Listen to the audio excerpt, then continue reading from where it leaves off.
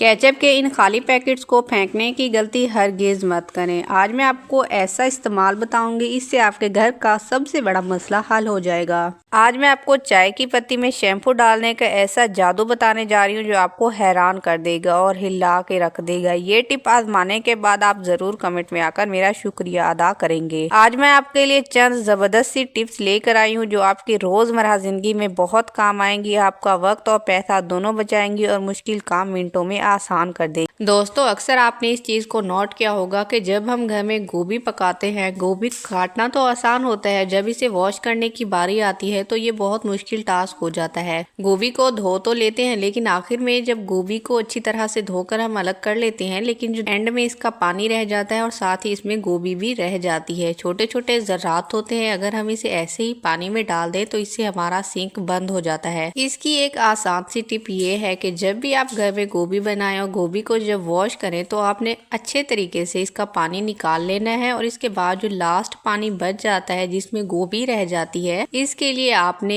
बड़ी सी छलनी ले लेनी है। इस तरह की छलनी अगर आपके पास ना हो तो आपने छोटी छलनी ले लेनी है। अब इस छलनी में आपने इसका पानी डाल देना है। जैसे ही आप छलनी में इसका पानी डालेंगे, पानी अलग हो जाएगा और आपकी गोभी जो है वो छलनी में रह जाएगी। इसका सबसे बड़ा फायदा ये होगा कि हमारी गोभी भी ज़ाया नहीं होगी, इसका पानी अलग हो जाएगा और आप इस गोभी को दूसरी गोभी में मिक्स करके पका सकते हैं। और मेन पॉइंट ये है कि इसके छोटे छोटे जरा सिंक में नहीं जाएंगे और सिंक के बंद होने का खतरा भी नहीं होगा। ये छोटी सी टिप है, जब भी आप घर में इस तरह से सब्जी पकाएं तो इसमें आप इसे वॉश कर सकते हैं। इसी तरह अगर आपने घर में कोई और भी सब्जी पकाई हो तो आप इसमें इजीली वॉश कर सकते हैं। ये बहुत ही इजी टिप है, आप इसे जरूर ट्राई कीजिएगा। ये टिप मेरी खास तौर पर उन लोगों के लिए है जिनके पास फ्रिज नहीं है, लेकिन जिनके पास फ्रिज भी है वो भी इससे फायदा उठा सकते हैं। अक्सर ऐसा होता है जब हम बाजार से ताज़ा और हरी भरी सब्जियां खरीद कर लाते हैं, लेकिन जैसे ही हम इन्हें फ्रिज में रखते हैं तो 1-2 दिन के अंदर वो मुरझा जाती हैं, उनके पत्ते लटक जाते हैं और सब्जियां खराब होने लगती हैं।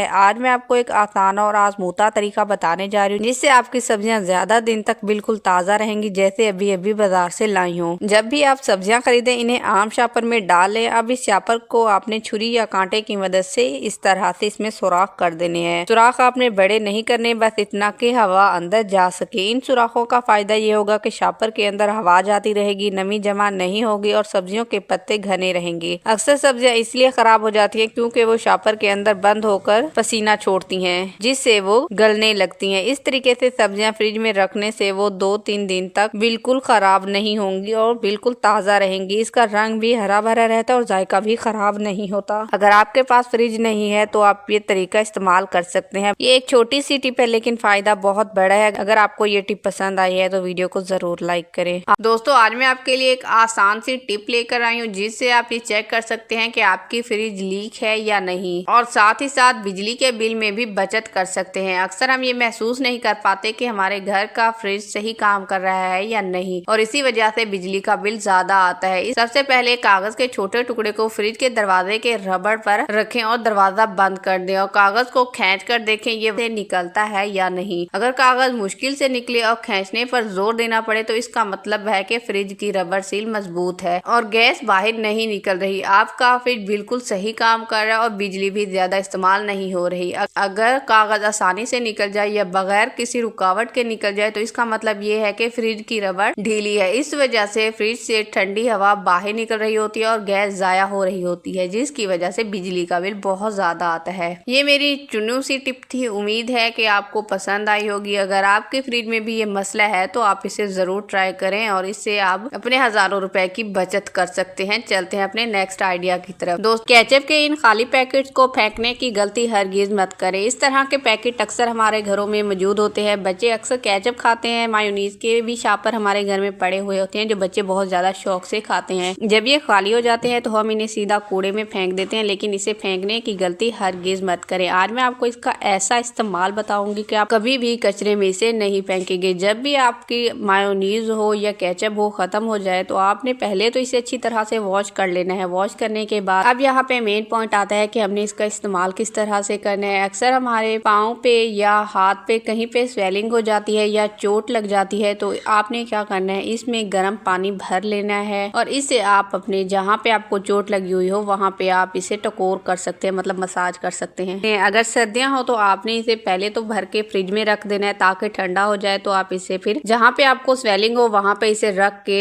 मसाज कर सकते हैं। इससे आपको बहुत ज्यादा आराम मिलेगा। अगर गर्मियां हो तो आपने इसमें गर्म पानी भर के टकोर कर लेनी है। ये बहुत ही आसान सी टिप है, आप इसे जरूर ट्राई कीजिएगा, आपको बहुत बड़ा फायदा होगा। तो आज मैं आपके लिए वो टोटका लाई हूँ जिसे देखकर सब हैरान रह जाएंगे, और जब आप इसे आजमा कर देखेंगे तो मुझे दुआएं देने पर मजबूर हो जाएंगे। ये टोटका खास तौर पर बालों की सफेदी कम करने और बालों को घना और चमकदार बनाने के लिए है। सबसे पहले आपने थोड़ा सा पानी ले लेना है और इसमें आपने थोड़ी सी चाय की पत्ती डाल देनी है ताकि पत्ती रंग निकालना शुरू हो जाए। फिर अच्छी तरह से चम्मच की मदद से हिलाएं ताकि पत्ती का सारा रंग पानी में आ जाए। अब इसी पानी को छलनी से छान ले ताकि सिर्फ पानी रह जाए और पत्ती अलग हो जाए। ये पानी बालों के लिए जादुई असर रखता है। अब जो शैम्पू आप आमतौर पर इस्तेमाल करते हैं इसकी मिकदार लें और इसे इसमें मिक्स कर दें। आपने इतना ही शैम्पू इसमें मिक्स करना है जितना आप सर को धोने के लिए इस्तेमाल करते हैं। ये टोटका इस्तेमाल करने का तरीका ये है, नहाने से पहले आपने इस मिक्सचर को बालों पर लगा लेना है। शैम्पू की तरह मालिश करें फिर पानी से धो लें। ये टोटका ना सिर्फ बालों को नरम, घना और चमकदार बनाता है बल्कि सर्दियों में बालों की सफेदी कम करने में मदद देता है। अगर आप रोजाना या हफ्ते में चंद बार इस्तेमाल करें तो बाल गहरे, काले, लंबे और सेहतमंद हो जाएंगे। ये दोस्तों ये वाकई एक आसान, घरेलू और फायदेमंद टोटका है जिससे ना सिर्फ आपके बाल बेहतर होंगे बल्कि बालों की पुरानी सफेदी भी कम कर सकता है। अगर आपने ये टोटका आजमाया है और फायदा देखा है तो नीचे कमेंट में जरूर बताएं और वीडियो को लाइक और शेयर करें ताकि और लोगों को भी इससे फायदा हो। अब मुझे इजाजत दीजिए, मिलूंगी और ही ऐसी अच्छी वीडियो के साथ। तब तक मुझे दुआ में याद रखिएगा। अल्लाह हाफिज।